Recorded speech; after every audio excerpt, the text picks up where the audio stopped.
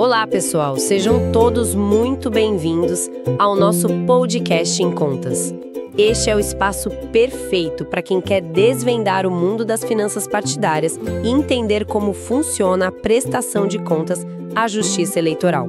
E o melhor de tudo, nada de termos complicados. Vamos traduzir esse universo jurídico-contábil para uma linguagem que todo mundo entende. Pode relaxar e vir com a gente. Esse podcast foi feito especialmente para interessados no tema. Este é o nosso primeiro encontro da temporada de 2022 da série Julgamentos do TSE, Prestações de Contas de Diretórios Nacionais. E hoje vamos analisar uma decisão do Tribunal Superior Eleitoral, o TSE, sobre as contas de 2018 de um Diretório Nacional de Partido Político. Esse julgamento ocorreu em 12 de janeiro de 2022. Então, me ajuda a situar o pessoal. Estamos falando daquela análise anual que a Justiça Eleitoral faz para verificar se o dinheiro público que os partidos recebem, principalmente do fundo partidário, que é aquela verba pública destinada a eles, se foi usado corretamente e seguindo todas as regras. É isso. Exatamente. O objetivo principal é garantir a transparência e ver se tudo está conforme a lei, especialmente o artigo 44 da Lei dos Partidos Políticos, a Lei 9.096 de 95, que diz onde esse dinheiro pode ser aplicado. Certo.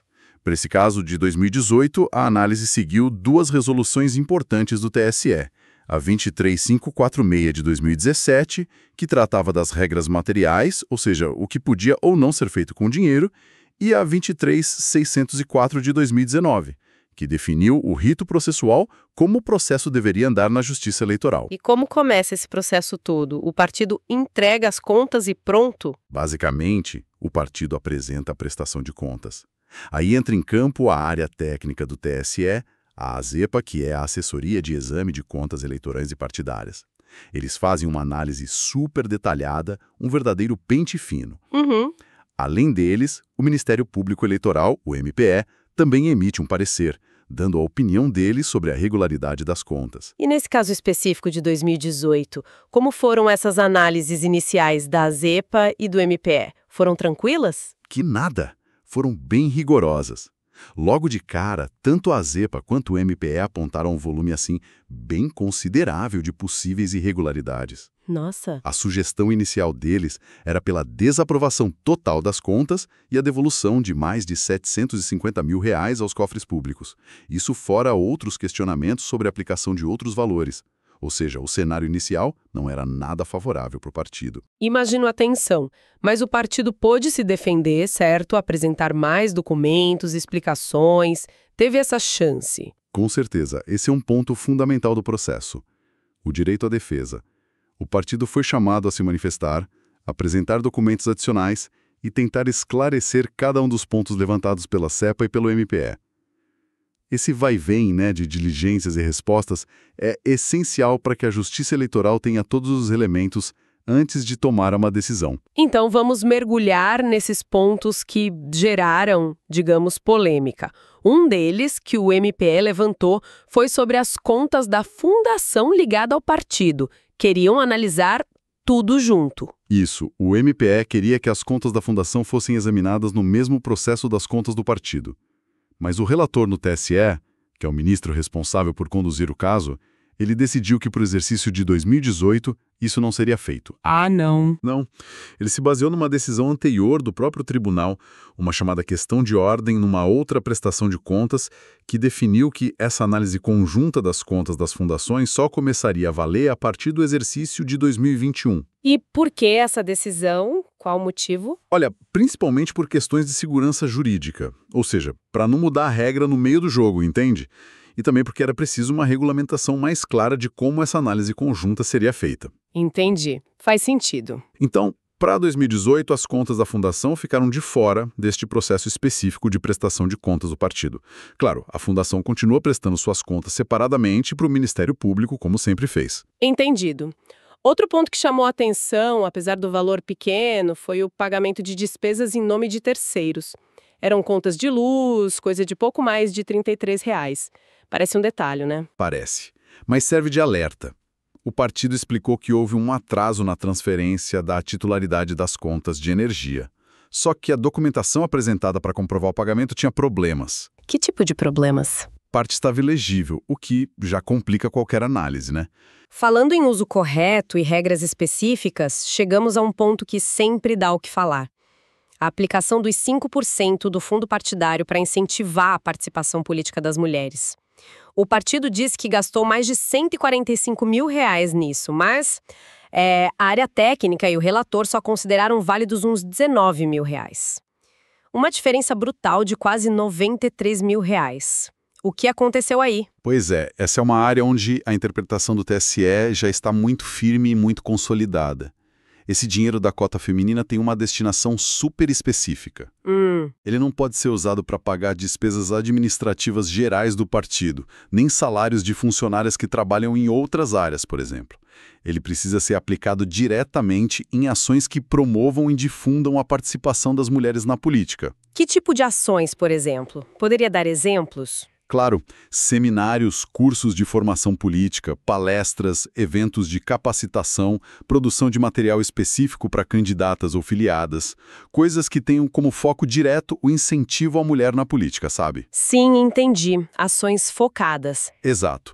O TSE até citou no julgamento uma consulta que já tinha respondido sobre isso e outras decisões anteriores para deixar claro. É um recurso carimbado, com finalidade vinculada. Não dá para usar de qualquer jeito. E essa diferença toda, os quase R$93 mil que não foram comprovados para essa finalidade, o partido teve que devolver também? Como ficou? Então, aqui a consequência foi um pouco diferente. O TSE confirmou a irregularidade, ou seja, concordou que esse valor não foi aplicado corretamente em 2018. Mas, em vez de mandar devolver imediatamente ao Tesouro Nacional, a determinação foi outra. Qual? O partido deveria transferir esses R$ 92.999,38 para a conta bancária específica que existe para a cota feminina e usar esse dinheiro corretamente para a finalidade prevista no ano seguinte ao fim do processo. Ah, então foi uma espécie de segunda chance para usar o dinheiro certo. Exato. É uma abordagem mais pedagógica nesse ponto. O relator até mencionou um artigo da Lei dos Partidos, o 55A, que trazia regras um pouco mais brandas para irregularidades na cota feminina ocorridas antes de 2019. Ah, entendi. Tinha uma regra de transição. De 12,5% sobre esse valor. A mensagem é clara. A finalidade tem que ser cumprida de um jeito ou de outro. Certo. A área técnica também tinha notado pagamentos aparentes de dirigentes com essa verba da mulher e sugeriu investigar, né? O relator falou algo sobre isso? Sim, o relator mencionou essa sugestão da CEP, mas ele observou que o Ministério Público Eleitoral, que acompanha todo o processo, já tinha tido acesso a todas essas informações. Como o MPE é um órgão único, ele entendeu que não precisava de uma nova notificação formal para investigar algo que já estava nos autos e era de conhecimento do próprio MPE. Certo. Agora vamos para um ponto que parecia ser o maior problema de todos. Os gastos com o pessoal. A ACEPA suspeitou que o partido tinha estourado o limite legal de 50% do fundo partidário que pode ser usado com o pessoal. E a grande questão era a contratação de muitos microempreendedores individuais, os MEIs. É isso, exatamente. A suspeita da área técnica era que contratar tantos MEIs para serviços contínuos, como assessoria jurídica, contábil, comunicação, seria uma forma de maquiar despesas de pessoal, fugindo do limite de 50%. O valor total questionado aí passava de R$1,1 milhão. E ainda duvidavam se os serviços de mais de R$700 mil desse total tinham sido realmente prestados. Parecia a irregularidade mais grave das contas pelo volume. E foi. O que o relator decidiu sobre isso? Foi mantido? Que tivemos uma reviravolta. O relator afastou completamente essa irregularidade.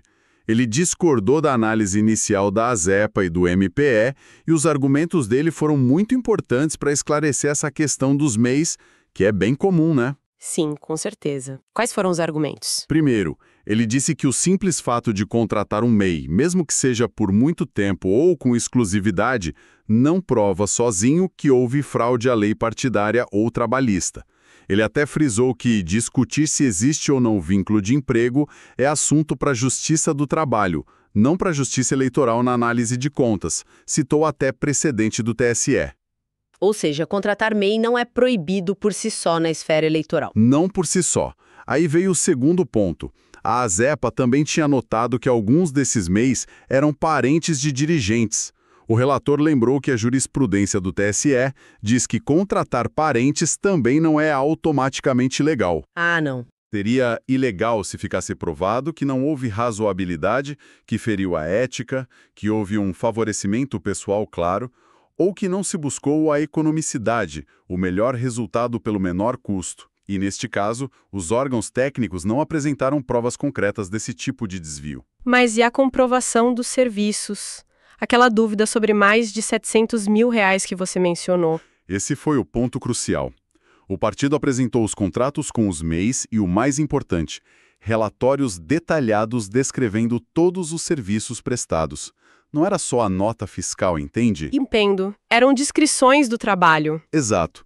Documentos que mostravam o trabalho de assessoria jurídica, contábil, de comunicação, etc.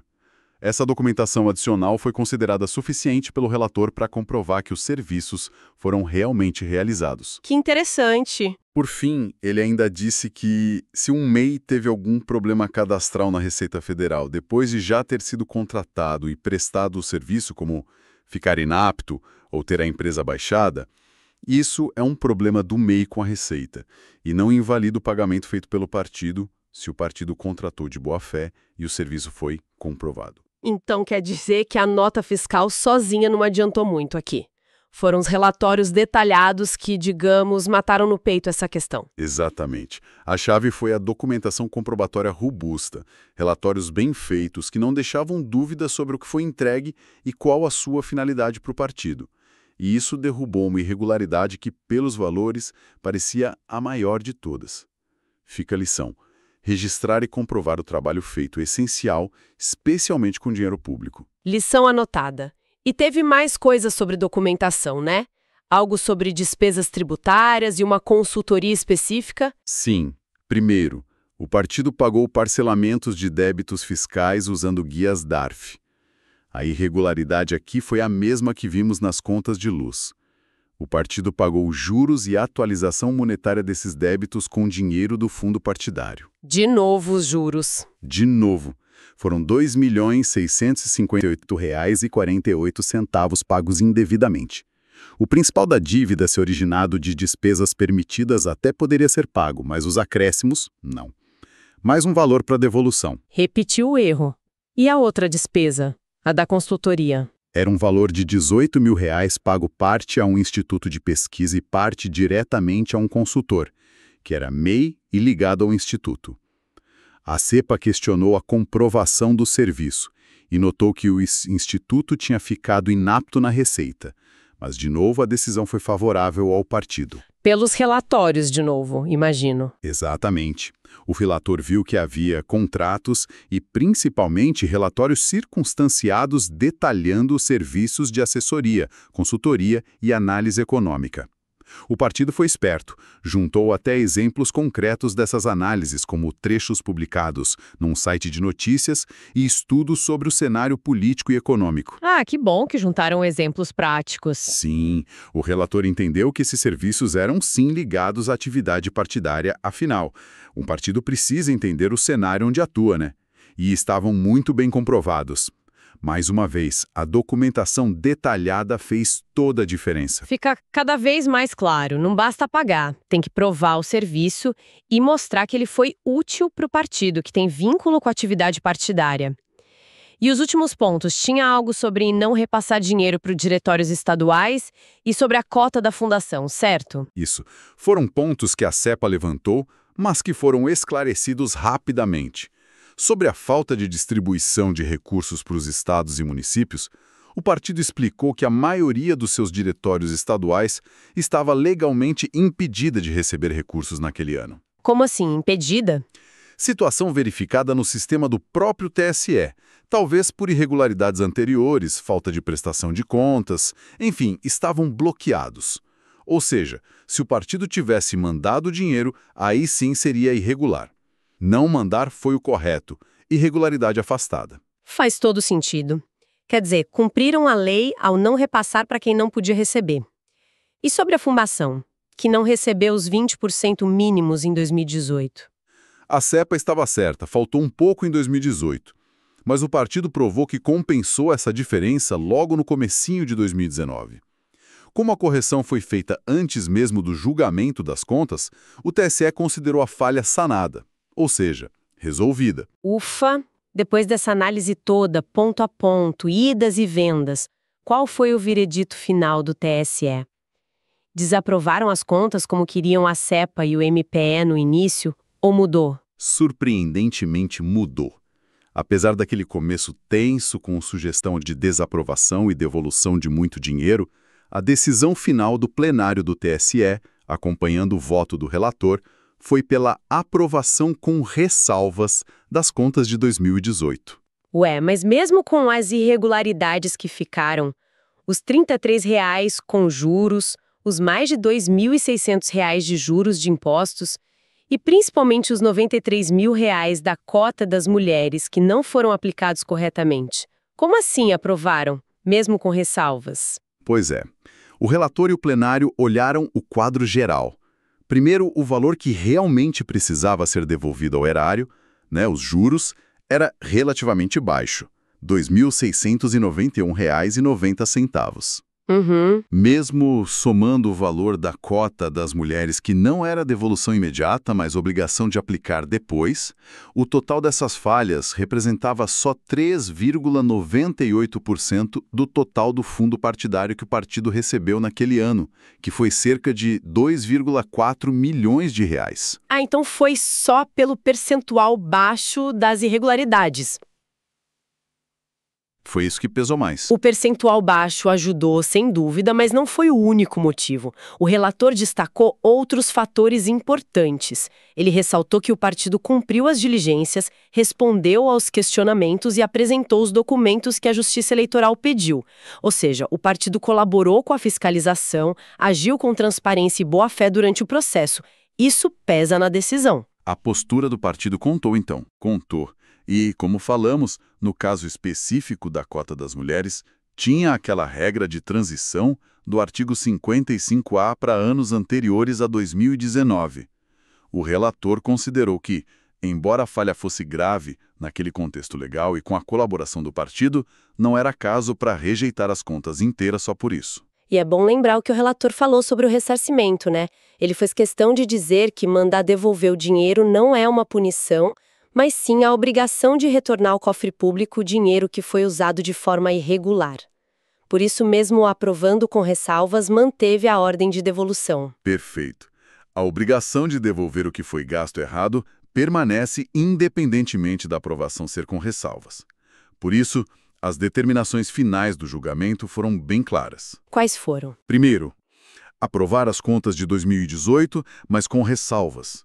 Segundo, determinar que o partido devolva ao Tesouro Nacional o valor de R$ 2.691.090. E terceiro, determinar que o partido transfira imediatamente os R$ 92.999,38 para a conta bancária específica das mulheres para usar esse dinheiro corretamente na promoção da participação política feminina no ano seguinte, sob pena de multa de 12,5% se não o fizer. Entendido.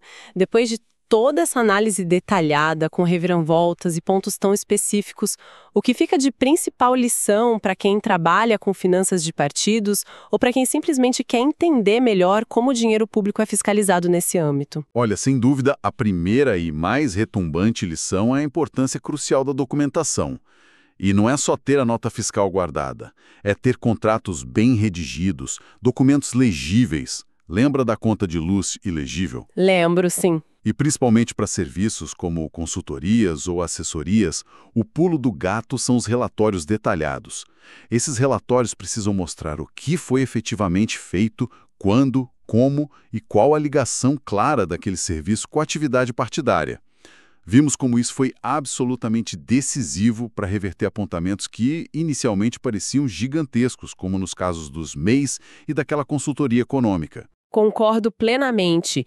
E a outra lição clara é sobre os recursos carimbados, com destino certo, como 5% para mulheres ou os 20% para a fundação. Ficou evidente que não dá para usar esse dinheiro para cobrir buraco ou despesa administrativa geral.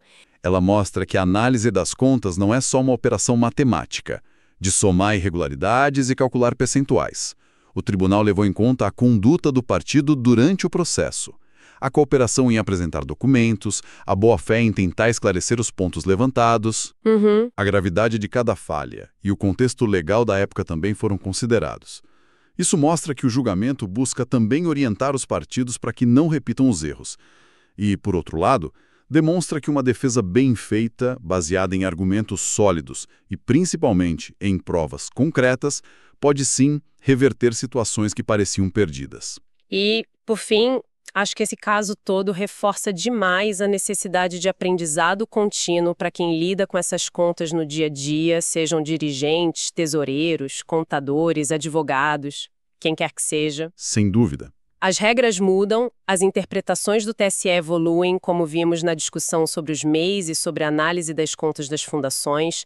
Não dá para achar que já sabe tudo, né? Manter-se atualizado com a legislação, com as resoluções e com a jurisprudência do TSE é fundamental para evitar problemas. Exatamente.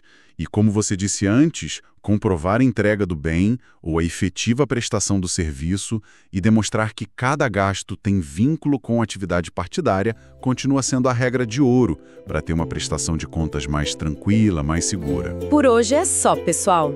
Mas me conta, o que acharam desta nossa estreia? Adoramos ouvir as impressões. Deixem seus comentários e sugestões. Nossa missão é trazer conteúdo relevante e útil para que todos entendam esses processos tão importantes. Ah, e não esqueçam de compartilhar com os amigos.